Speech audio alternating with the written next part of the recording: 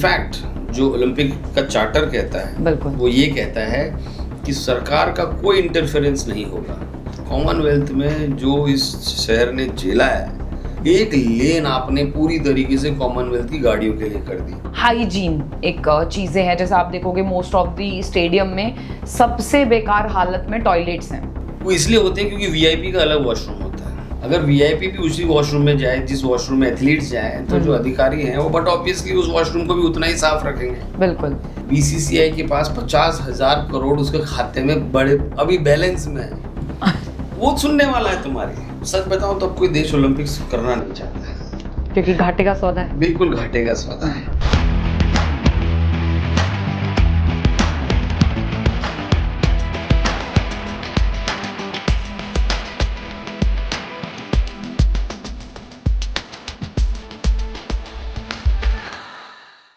Sports governance bill ने अपनी तरफ पूरे देश का ध्यान काफ़ी खींचा हुआ है और उसी विषय पे आज स्त्री इंडिया स्पोर्ट्स फाउंडेशन डिटेल में डिस्कशन करने जा रहा है। और हमारे साथ इस वक्त हैं हवीर रावत जी, जो कि स्पोर्ट्स के काफ़ी बड़े ज्ञाता आप कह सकते हैं। तो आइए जानते हैं कि उनका क्या कहना है स्पोर्ट्स बिल पे, और ये कितना इम्पैक्ट करेगा और क्या क्या बेनिफिट लेके आया है ये हमारे स्पोर्ट्स प्लेयर्स के लिए।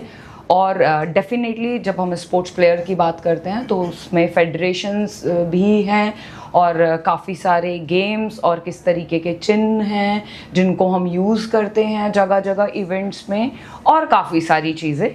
तो मैं चाहूँगी रावत जी आप इस पे थोड़ा लोगों को बताएं कि ये बिल कितना क्या क्या चीज़ें इसमें हैं जो कि हमारे लिए बहुत बेनिफिट करने वाली हैं और हमें प्रिपेयर कर रही हैं कहीं ना कहीं 2036 के ओलंपिक के लिए।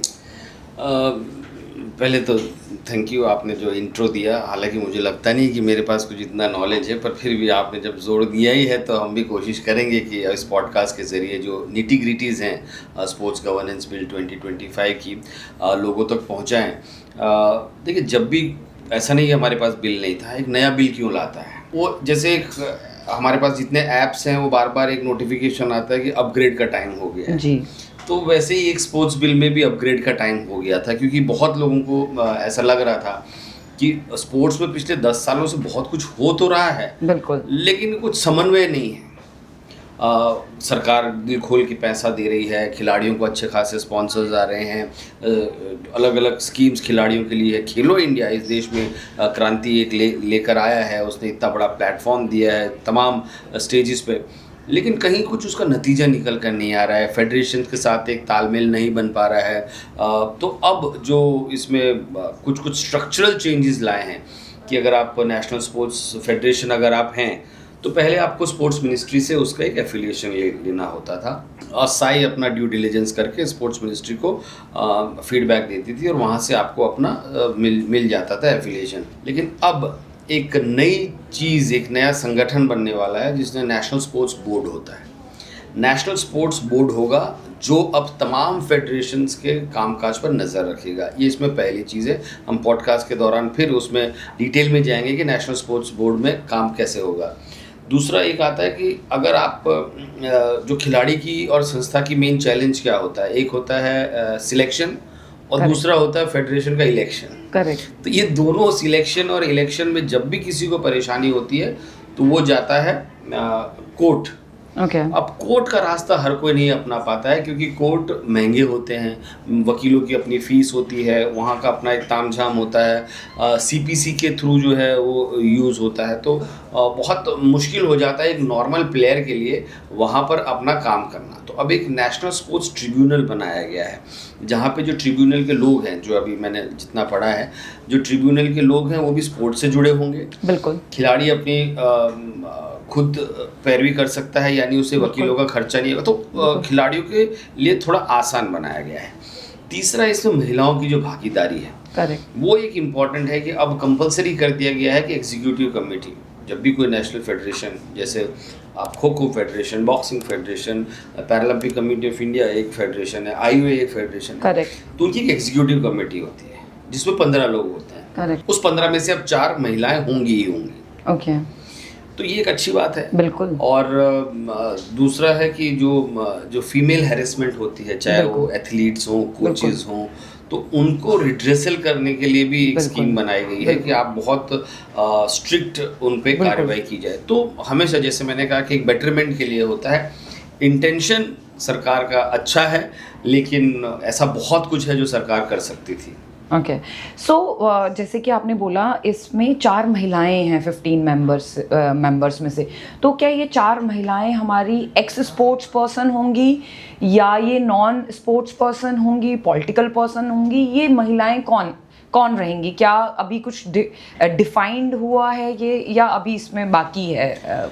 नहीं, देखिए, अब ये आपने बहुत अच्छा पॉइंट उठाया है, क्योंकि यही एक चलो आपने कह तो दिया कि 4 महिलाएं होंगी, बिल्कुल, लेकिन वो एक्स स्पोर्ट्समैन होंगी, ये आपने नहीं कहा है। बिल्कुल, ओके। यानी अगर मैं किसी स्टेट एसोसिएशन का फेडरेशन हूँ और मैं चुनाव लड़ना चाहता हूँ, लेकिन किसी कारणवश भैया वहाँ तो महिला चाहिए, बिल्कुल, तो मैं क्या करता हूँ, अपनी पत्नी को, तुम खड़ी हो जाओ। जैसे गाँव में आजकल चुनाव होते हैं तो प्रधान पति होता है जी, क्योंकि सीट महिला की है, बिल्कुल, जीतती बिल्कुल, महिला है, बिल्कुल, लेकिन वो बस वो जीत के घर बैठ जाती है, सब कुछ अपना पति चला रहा होता है। बिल्कुल।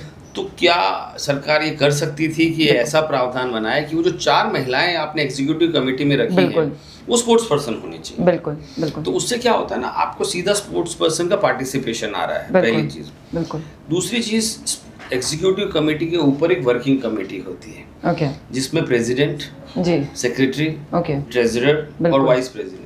वहां तो आपने नहीं कहा कि महिला होनी चाहिए, बिल्कुल, तो महिला प्रेसिडेंट नहीं रहेगी, बिल्कुल, मतलब कंपल्सन नहीं, अगर कोई होना चाहे तो। जैसे इस समय आईओए की प्रेसिडेंट पीटी उषा है जी, 1 साल पहले पैरालंपिक कमेटी की प्रेसिडेंट दीपा मलिक जी थी जी। उस फेडरेशन की अपनी इच्छा है, अपनी पर्सनल चॉइस है। आपने मैंडेटरी नहीं किया है कि यार नीचे आपने 4 कर दिए हैं, ऊपर 1 कर देते कि सेक्रेटरी, प्रेसिडेंट, ट्रेजरर में से एक जो है वो फीमेल होनी चाहिए, बिल्कुल, और फीमेल स्पोर्ट्स पर्सन होनी चाहिए, बिल्कुल, बिल्कुल। तो आपकी इच्छा तो है, बिल्कुल, लेकिन आपने लूप होल छोड़ दिया है। बिल्कुल, बिल्कुल। तो ये चयन कैसे करेंगे प्रेसिडेंट का या वाइस प्रेसिडेंट और सेक्रेटरी का?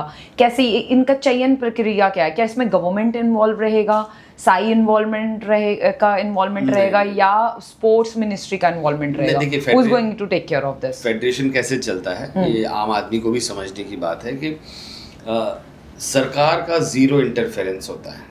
नेशनल स्पोर्ट्स फेडरेशन बनती है, वो सीधे एफिलिएटेड होती है इंटरनेशनल स्पोर्ट्स फेडरेशन। ओके, यहाँ से सरकार का कोई लेना देना। बिल्कुल, बिल्कुल। और इनफैक्ट जो ओलंपिक का चार्टर कहता है, बिल्कुल, वो ये कहता है कि सरकार का कोई इंटरफेरेंस नहीं होगा, और अगर सरकार ने उस स्पोर्ट्स फेडरेशन में इंटरफेरेंस किया तो हम उस स्पोर्ट्स फेडरेशन को इंटरनेशनल बॉडी सस्पेंड कर देंगे। तो एक तरीके से ये पूरा चेन बनाया गया था कि गवर्नमेंट का इंटरफेरेंस ना हो, क्योंकि जहाँ भी गवर्नमेंट का इंटरफेरेंस होता है, सिर्फ भारत में नहीं, वर्ल्ड वाइड ये है कि वहाँ पॉलिटिक्स आ जाती है, फेडरेशन पिछड़ जाता है। तो पहले तो हर स्टेट होती है, तो स्टेट जैसे आम चुनाव होता है कि स्टेट वाले अपने लोग भेजते हैं, स्टेट में से ही आपको नेशनल एग्जीक्यूटिव कमेटी होती है, उस एग्जीक्यूटिव कमेटी से प्रेसिडेंट, सेक्रेटरी, ट्रेजरर चुने जाते हैं। ये हर जगह यही एक चीज़ होती है। बिल्कुल। सो अब क्या इस गवर्नमेंट बॉडी के अंदर सारी भारत की फेडरेशन भी आएंगी? क्या उनके जो निर्णय हैं, मेजर निर्णय हैं, वो क्या कहीं ना कहीं आप बोलेंगे कि वो कॉन्फ्लिक्ट होगा कुछ इस तरीके का, या इफ़ेक्ट करेंगे फेडरेशन के पास अपनी जो फ्रीडम थी अभी तक, क्या वो फ्रीडम रहेगी, या उनको कोई भी डिसीजन लेने से पहले, फॉर एग्जांपल उनके जैसे फंड्स हैं जो वो गवर्नमेंट से लेती आई हैं, बहुत सारे स्पोर्ट्स गेम वो कराते हैं, उनके ऑडिट्स, क्या उस पर नज़र रहेगी इस गवर्नेंस बॉडी की? तो ये कैसे वर्क करेगा, और क्या फेडरेशन की फ्रीडम पे बेसिकली मेरा क्वेश्चन है कि कितनी फ्रीडम रह जाएगी अभी उन्हें? एक ग्रोइंग ओपिनियन है इस समय कि सरकार खेलों पर काबू करना चाह रही है, क्योंकि सरकार को लगता है कि ये फेडरेशन जो है मिल के काम नहीं कर रही, और अगर आप मिल के काम नहीं करते हैं तो नतीजे नहीं आते हैं, और सरकार की ये मानते नहीं क्योंकि ये इंडिपेंडेंट है, लेकिन पैसा ये सरकार से लेते हैं क्योंकि फंडिंग सरकार की, क्योंकि हर किसी का ACTC एक कैलेंडर बनता है of competition and training calendar, annual competition and training calendar her federation का बनता है, शूटिंग का, वॉलीबॉल का, बास्केटबॉल का, टेनिस का, जितने भी आप गेम समझ लो जो IOA से जुड़े हुए हैं, बिल्कुल, उनको पैसा कौन देता है? सरकार। लेकिन सरकार चाहती है कि जब मैं पैसा तुम्हें दे रहा हूँ तो तुम फिर मेरे हिसाब से क्यों नहीं काम कर रहे हो? बिल्कुल। पैसा ले हमसे रहे हो हाँ। और कह रहे हो कि मैं एसोसिएटेड हूँ इंटरनेशनल बॉडी से। बिल्कुल। तो सरकार ने सोचा, जो मुझे ऐसा लगता है कि यार एक नेशनल स्पोर्ट्स बॉडी बोर्ड बनाया जाए। अब वो बोर्ड क्या करेगा? अगर आप ढंग से काम नहीं कर रहे हो तो वो बोर्ड आप पे एक्शन लेगा। अगर हाँ। आपका फंड सही नहीं जा रहा है तो वो बोर्ड वो आप पे एक्शन लेगा। अगर जो आपने प्रॉमिस किया है और वो डिलीवर नहीं किया है, कि जैसे कि आपने बोला कि मुझे किट खरीदने हैं और बिल्कुल। उस पैसे से कोई घूमने चला गया, अच्छा। तो सरकार आप पे एक्शन ले सकती है। बिल्कुल बिल्कुल पर सवाल ये कि मौजूदा system Sai sports authority of India सक्षम है ये काम करने में। बिल्कुल। तो ये स्पोर्ट्स बोर्ड स्पेशली बनाने का मतलब क्या है? बिल्कुल। वेरी ऑनेस्ट, फेडरेशन डरे हुए हैं। बिल्कुल। उन्हें लग रहा है कि अब सरकार ऊपर से उनका प्रेसिडेंट कौन होगा ये थोपेगी कि अच्छा। भैया आप इसको चुनो। ओके। देखो इनडायरेक्ट चैनल्स तो होते हैं बिल्कुल। कि धीरे, क्योंकि क्या है ना कि जब फेडरेशंस काबू में आएंगे तो वो खेल भी काबू में आएगा और एक कुल जद्दोजहद है 2036 ओलंपिक्स गेम्स में भारत को मेडल दिलाने की। लेकिन वही मैं कह रहा हूँ कि आपकी मंशा बहुत अच्छी थी और ऐसा देखिए, सरकार ने इस बिल को लाने से पहले सभी से चर्चा की, सारी फेडरेशन से। सारी फेडरेशन, मतलब मैं खुद एक दो जगह गया हूँ क्योंकि मैं पैरालंपिक कमेटी ऑफ इंडिया से जुड़ा हुआ हूँ, तो मैं फेडरेशन मैंने देखी हैं, वहाँ पे मंत्री जी हैं, स्पोर्ट्स अथॉरिटी ऑफ इंडिया के अधिकारी हैं और उन्होंने कहा है कि आप हमें फीडबैक दो, बिल्कुल। बताओ क्या होना चाहिए, बताओ और हम क्या करना चाहिए। उन्होंने ले लिया सबसे फीडबैक, पर वो इम्प्लीमेंट किया या नहीं ये तो नहीं पता, क्योंकि ऐसा लग नहीं रहा है कि फेडरेशन कभी भी किसी के अंडर काम नहीं करना चाहेंगे। लेकिन ऐसी फ्रीडम होनी भी नहीं चाहिए। You should be accountable. अगर आप एक्सचेकर का पैसा लेते हो तो आपको अकाउंटेबल होना पड़ेगा। देश में कोई मेडल नहीं आ रहे हैं और खेलो इंडिया की क्रांति साथ डोमेस्टिक लेवल पे बहुत अच्छी है, लेकिन इंटरनेशनल लेवल पे हमारे कितने मेडल आ रहे हैं? तो महिलाओं के लिए क्या खास है इस बिल में? आपको लगता है कि महिलाओं की सिक्योरिटी को लेकर, क्योंकि बहुत कंसर्न आते रहते हैं, बहुत सारे ऐसे गेम हैं जहां पर महिलाओं की सिक्योरिटी को लेकर काफ़ी कंसर्न रहते हैं और काफ़ी केस भी हैं, प्लस हाइजीन एक चीज़ें हैं। जैसे आप देखोगे मोस्ट ऑफ दी स्टेडियम में सबसे बेकार हालत में टॉयलेट्स हैं और उससे काफ़ी बीमारियां जो फीमेल्स को जल्दी हो जाती हैं, यूटीआई वगैरह जो प्रॉब्लम होती हैं वो बहुत जल्दी हो जाती है और उससे फिर उनके गेम्स भी इफ़ेक्ट करते हैं। एंड फिर डोपिंग के केसेस, कौन सी दवा लेनी है नहीं लेनी है, क्योंकि अगर वो जल्दी आपको संक्रमण हो गया तो आप जल्दी रिकवर के लिए दवाइयाँ लोगे। तो महिलाओं के लिए कौन कौन सा आपको लगता है अमेंडमेंट हुए हैं और जो कि उनके लिए एक मतलब लाइक पॉजिटिव साइन कुछ है इस बिल में स्पेसिफिकली टू महिला प्लेयर? आपने इसमें अपने सवाल में 2-3 पहलू चूज किए। मैं जैसे आपने कहा कि सबसे अनहाइजेनिक होते हैं वॉशरूम्स, एब्सोल्युटली जी। वो इसलिए होते हैं क्योंकि वीआईपी का अलग वॉशरूम होता है। अगर वीआईपी भी उसी वॉशरूम में जाए जिस वॉशरूम में एथलीट्स जाएं, तो जो अधिकारी हैं वो बट ऑब्वियसली उस वॉशरूम को भी उतना ही साफ रखेंगे। बिल्कुल। क्योंकि जैसे मैं पेरिस ओलंपिक्स में गया था, वहाँ ऐसा कुछ वीआईपी कल्चर है नहीं भाई। अगर आप वीआईपी भी हो और अगर आप वो वॉशरूम जाना है तो वही है जो आम पब्लिक जा रही है। बिल्कुल। दूसरी बात जो आपने कही कि महिलाओं के लिए क्या है कि देखो, अब फीमेल पार्टिसिपेशन गवर्नेंस में बढ़ाने की एक बात है, अच्छी बात है, बट मैं फिर घूम के आऊँगा कि आपको बोल देना चाहिए था कि ये जो 4 औरतें आप लगाओगे वो स्पोर्ट्स वुमेन होंगी। यस। वो किसी की बीवी नहीं होगी, किसी की माँ नहीं होगी, किसी की बेटी नहीं होगी, किसी की बहन नहीं होगी, क्योंकि ये होगा।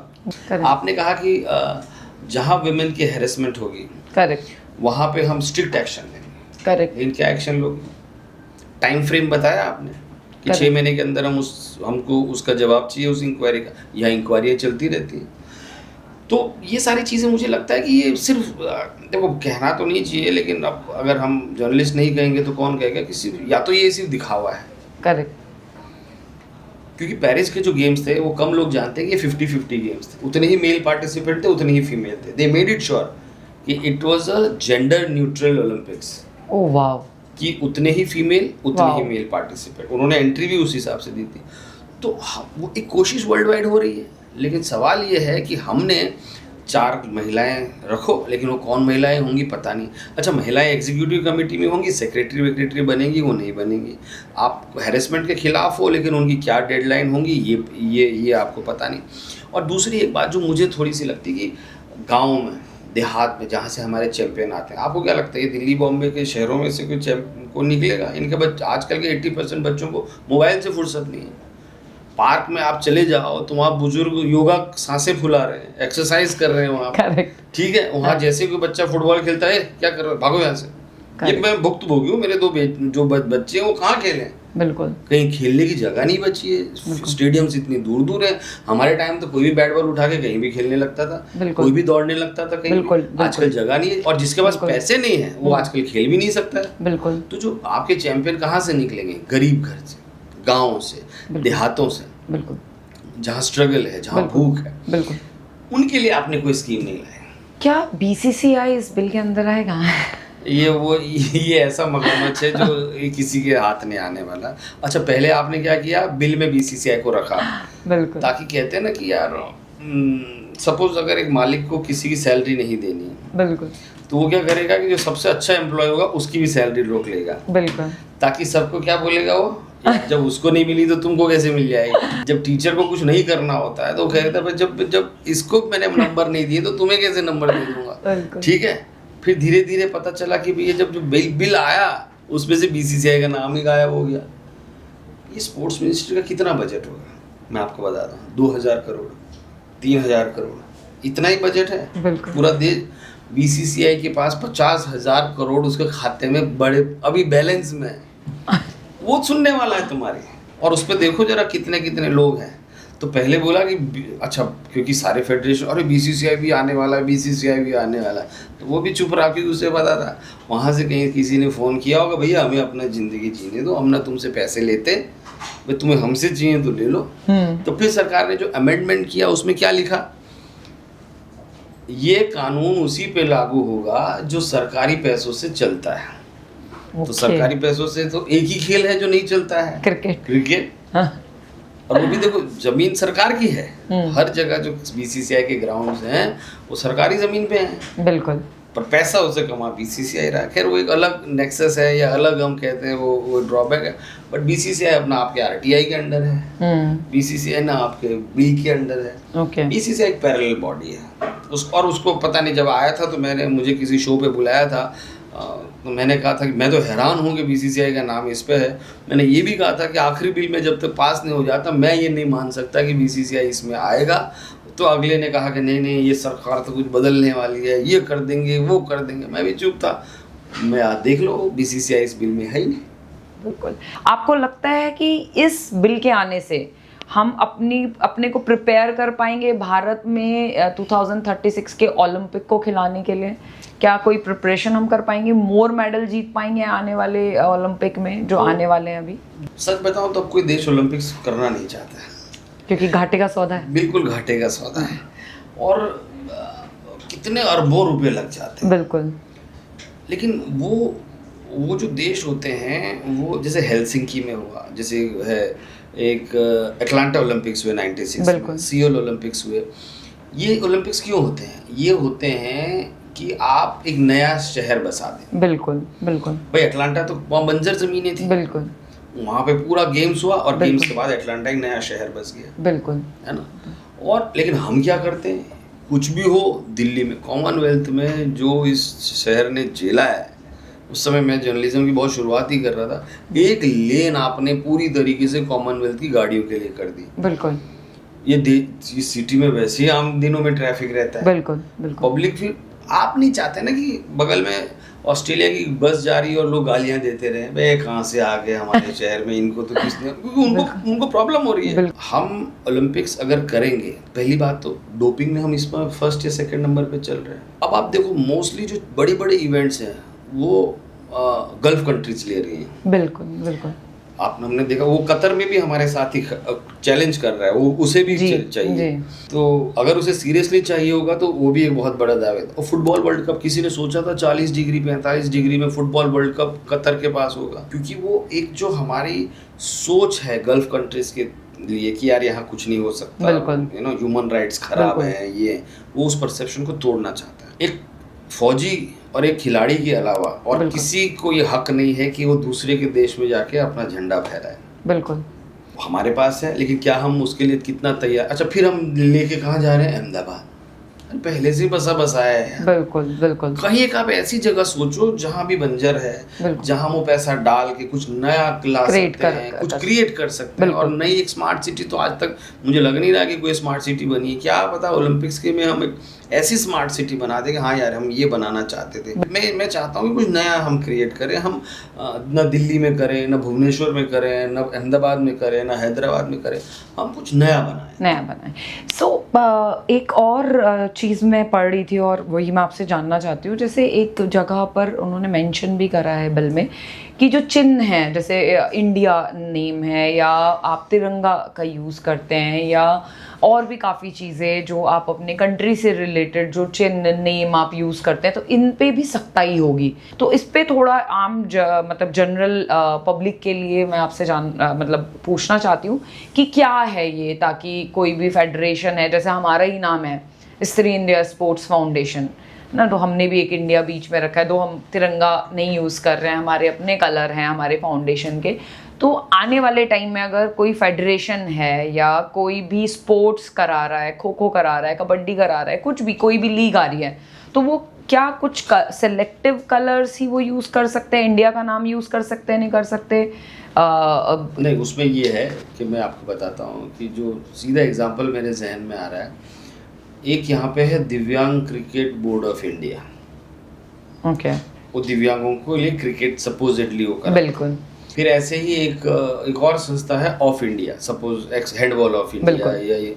अच्छा, वो क्या करती है, वो बच्चों से पैसे लेने लगते हैं। ओके। फिर उन बच्चों से पैसे लेके फिर हम विदेश जाते हैं। बिल्कुल। फिर विदेश में कोई टूर्नामेंट, कोई अलग अलग देशों के साथ जो खेल रहे हैं वो आते हैं, उनको सर्टिफिकेट मिलता है। माँ बाप को लगता है कि यार ये तो इंडिया नाम लिखा हुआ है, अच्छा, तिरंगा चल रहा है, तो क्या पता ये वाकई में इंडिया की टीम हो। बिल्कुल। लेकिन वो इंडिया की टीम नहीं है, उसके नाम पे सिर्फ फ्रॉड हो रहा है, धोखाधड़ी हो रही है। मैं यहाँ तक भी जानता हूँ कि लोग गए और उनको विदेशों में उनके पासपोर्ट ले लिए गए और फिर बोला गया कि अपने घर से पैसा मंगाओ तभी जाके आप वापस घर जा पाओगे, वरना तो आप जा ही नहीं पाओगे। लेकिन ऐसे सरकार तो नहीं करती। सरकार का ये कहना है कि आप भारत का नाम कहीं भी फालतू में इस्तेमाल मत करो। अगर सपोज मैं कबड्डी खेलने जा रहा हूँ तो कबड्डी फेडरेशन को जो हो वो प्रॉपरली एक नाम दिया और वही इकलौती चीज फेडरेशन हो, 1000 फेडरेशन ना हो। तो उन जो मशरूम्स की तरह जो फेडरेशंस उठ आती हैं और उनको रोकने के लिए, और हर कोई तिरंगा लगा रहा है, हर कोई इंडिया कह रहा है और हर कोई वहाँ पे जा रहा है, वो बोले ये सब नहीं चलेगा। बिल्कुल। और आपने स्त्री इंडिया स्पोर्ट्स फाउंडेशन की बात की, तो हम खेल में कंडक्ट में नहीं करा रहे, बिल्कुल ना हम किसी को विदेश ले जा रहे हैं, डेफिनेटली नॉट। तो मैं ये कह रहा हूँ ये उन लोगों के लिए जिससे खासकर कुछ गेम्स होते हैं, कराटे, खो खो, जूडो और ये सब में ना जहाँ नॉलेज इतना नहीं है पेरेंट्स को, और जो इंटीरियर्स में है वहाँ से बच्चे ना बहुत इजीली आप बेवकूफ़ बना देते हो। बिल्कुल। और फिर ये क्या करते हैं, ये कबूतरबाजी भी करने लगते हैं। ये यहाँ से 20 लोग ले जाएंगे बिल्कुल और कहीं से वीजा लेके और वहां से पता चले 20 और आ रहे हैं इंडिया वापस 2। हाँ, मैंने भी कुछ दिन पहले एक वो सुना था, कुछ कंट्रीज होती हैं वो खेलने आती हैं और वो यहीं रह जाती हैं। हमने yoga second Asia yoga championship हुई थी, तो उसमें कुछ countries, I will not tell you here the name, but उन्होंने बोला था कि श्रीलंका की टीम, तो खबर आई थी श्रीलंका की टीम कॉमनवेल्थ खेलने गई और पेरिस गई और गायब हो गई। हाँ, यही वो मुझे बता रहे थे कि there is a few countries वो इंडिया आती हैं खेलने के नाम से और फिर वो वापस ही नहीं जाते हैं, वो गायब हो जाते हैं। बिल्कुल। तो अब फेडरेशन को ये बताया जाता है कि अगर आप सरकारी पैसे से बाहर जाते हो, बिल्कुल, तो कितने लोग गए हैं, 18, तो उस 18 को लाने की जिम्मेदारी उसी फेडरेशन की है, वरना तुम गए वरना आपका रद्द हो जाएगा। तो ऐसी बहुत सारी चीजें, I think it's a very positive step. क्या डोपिंग को भी लेकर कोई कमेटी इसमें नाडा के अलावा भी कोई कमेटी बनाई जाएगी या कुछ इस तरीके का रहेगा? और वन मोर क्वेश्चन कि जैसे काफ़ी केसेस हैं अभी हमारे कोर्ट्स में स्पोर्ट्स प्लेयर्स के, और आपने शुरू में जब स्टार्ट करा तब भी आपने इस बात को रखा, तो उन पे कैसे ये बॉडी काम करेगी, ये कैसे उन केसेस को सुलझाएगी, या जो पेंडिंग केसेस हैं उन पे क्विकली एक्शन लेगी या वो वैसे ही चलेंगे जैसे चल रहे थे? और जो 15 मेंबर होंगे, ठीक है हमने वुमेन की बात करी 4, तो वो 15 मेंबर कौन होंगे, क्या कोई अलग अलग फील्ड से वो लोग होंगे apart from the sports person? Because मेरा ये मानना है फेडरेशन भी, कई फेडरेशन में देखती हूँ, जैसे कई फेडरेशन वालों को मैं जानती हूँ, उनको खुद ही नहीं पता उनके फेडरेशन हैं, वो उन्होंने कभी स्पोर्ट्स खेला ही नहीं है, but they are the authoritative people and decision maker of the people कि इसमें कौन खेलने जाएगा, कौन नहीं खेलने जाएगा, टूर्नामेंट कौन खेलेगा, इंटरनेशनल चैंपियनशिप कौन खेलेगा। तो क्या हमारी जो ये एक गवर्नेंस बॉडी बनेगी, या जो बिल पारित हुआ है अभी एक बॉडी तैयार होगी, उसमें क्या हम इन सब चीज़ों का ख्याल रखेंगे? देखो, पहले तो ये 6 महीने बाद लागू होगा। हाँ, ये बिल आज से तो लागू पास हो गया है, बिल्कुल। पर नेशनल स्पोर्ट्स बोर्ड का कॉन्स्टिट्यूशन क्या होगा, रूपरेखा क्या होगी, बिल्कुल, क्या उसमें डायरेक्टर होगा या डीजी होगा या नेमिंग क्या होगा, बिल्कुल, तो ये अभी तक कुछ भी पक्का नहीं। बिल्कुल, वो अभी कर रहे हैं उसमें बिल्कुल, काम, कितने मेंबर्स होंगे, कितने बिल्कुल, फीमेल, कितने एक्सपोज पर्सन, ये होंगे अभी। दूसरा, जो ट्रिब्यूनल है नेशनल स्पोर्ट्स ट्रिब्यूनल, वो भी अभी बनेगा, वो भी 6 महीने का डेडलाइन उन्होंने बोला कि हम इसको कर देंगे। और ये रेट्रोस्पेक्टिव नहीं है, यानी जो पुराने केसेस हैं वो अपने हिसाब से चलते रहेंगे। जो नए केस हैं, जैसे एक एग्जांपल मैं देता हूँ कि भारतीय न्याय संहिता जो BNS आया है, वो उसको CRPC को उसने चेंज कर दिया है। बिल्कुल। लेकिन उस दिन से पहले जो केसेस चल रहे थे, बिल्कुल, वो वही धाराएं हैं। अच्छा, वो धाराएं नहीं बदली। जो नए केस रजिस्टर होंगे उनमें नई धाराएं लगेंगी। ऐसे ही स्पोर्ट्स ट्रिब्यूनल में जो पुराने केसेस हैं वो तो अपने हिसाब से चलते रहेंगे। नए का ये प्रयास है कि आपके लिए कोर्ट अलाउ नहीं करेंगे, आपको उस ट्रिब्यूनल में जाके ही अपना फैसला करना होगा। और उनका कहना है कि यार एक तरीके से आप ही की संस्था है, आप आइए, अब हमसे बात कीजिए, कुछ प्रॉब्लम है हम बात करेंगे आपसे, विच इज फाइन। हर खिलाड़ी के पास पैसा नहीं होता है, और यहाँ इस देश में सबको पता है कि न्याय उसी को मिलता है जिसके पास पैसे हैं। दूसरा, आपने डोपिंग की एक बात की, तो डोपिंग एक बड़ी चिंता की बात है और एक नया बिल भी पास हुआ है। बट लेट्स अंडरस्टैंड कि सरकार बहुत कुछ काम कर रही है, पर अगर मैंने ठान ही लिया है बिल्कुल कि मैं इंजेक्शन लगा के ही दौड़ूंगा, बिल्कुल, तो मैं आपके बेडरूम में नहीं घुस सकता। I can't get into your training. मैं सिर्फ तुम्हें अवेयर कर सकता हूँ कि ये मत लेना, टेस्टोस्टेरोन मत लेना, ये मत लेना, ये मत लेना। मैं टेस्टिंग बढ़ा सकता हूँ, लेकिन मैं अब ये तो पर्सनल कैरेक्टर पे है, पर्सनल एथिक्स पे है कि आप क्या कुछ करना चाहते हो। तो डोपिंग के भी नए प्रावधान है, अवेयरनेस बढ़ाई जा रही है, बहुत सेमिनार सरकार कर रही है, बट अब it's all at the end individual choice. तो क्या भारत में इस बिल के बाद महिला खिलाड़ी बढ़ेंगी? महिला खिलाड़ी तो बढ़ ही रही हैं, क्योंकि अब मुझे तो महिलाओं से ही उम्मीद है, सच बताऊं। Not that because I always like being around powerful females, but it's just that आप ट्रेंड देखो, मैं और खासकर जो शॉर्ट वेट में ना, आप मेरी बात हमेशा, जो 49-55 जो वेट कैटेगरी है, we are much better than most of the women. क्योंकि जैसे आपका वेट बढ़ता है 65-70, then there are eastern countries, eastern European countries जो हमसे बेटर आ जाते हैं। चाइना, नॉर्थ कोरिया, ये हमसे बेटर होने लगते हैं। लेकिन जो फीमेल, अभी आप देखिए अंडर 20 की हमारी गर्ल्स ने एशिया कप में जगह बनाई है, करेक्ट, 48 kg में। मैं ये कह रहा हूँ कि आपने फंडिंग अगर हम देखें, बिल्कुल, मैं परसों कॉन्फ्रेंस अटेंड करके आया था, तो उसमें पता चला, मुझे आई वाज शॉक्ड कि सिर्फ 3% स्पॉन्सरशिप है फीमेल्स को, 97% स्पॉन्सरशिप मेल्स को है। तो अगर वो 3% स्पॉन्सरशिप में हमारे पास इतने अच्छे रिजल्ट आ रहे हैं। अच्छा, अगर मैं आपको बोलूं कि हमारे चैंपियन गिना दो जी पिछले 10 साल के, तो सबसे पहले नाम आता है विनेश फोगाट। चलो, शी वाज वेरी अनलकी कि उनको गोल्ड नहीं मिला, बाकी हमारे हिसाब से तो गोल्ड लगभग पहुंच ही गई। बिल्कुल। मीराबाई चानू, बिल्कुल, PV सिंधु, बिल्कुल, मनु भाकर, बिल्कुल, फीमेल ही हैं। बिल्कुल, मुझे तो इस देश में स्पोर्ट्स में तो फीमेल पे साक्षी मलिक और रियो में थी, तो मैंने कहा ये मुझे तो फीमेल, क्योंकि if you invest little more, they will give you much better result than me. ये मैं आई एम 200% मैं अपने 20 साल के एक्सपीरियंस से कह रहा हूँ कि मेल्स में हम पिछड़ते जा रहे हैं। मुझे नहीं पता कि नीरज चोपड़ा के बाद हमारा कौन मेडलिस्ट होगा। अब ठीक है, सरकार कोशिश कर रही है लोगों को दाएं बाएं से कुछ करने की। अच्छा, जो चैंपियन बन के भी आता है वो चौंक जाता है, अरे ये कहाँ था अभी तक। जैसे शेरावत, वो लड़का जिसने ओलंपिक्स में ब्रॉन्ज जीता, किस मीडिया ने बात की थी उसकी? बिल्कुल, किसी ने, स्पोर्ट्स अथॉरिटी ने बात की थी उसकी। हम तो लगे थे सात्विक चिराग पे, हम तो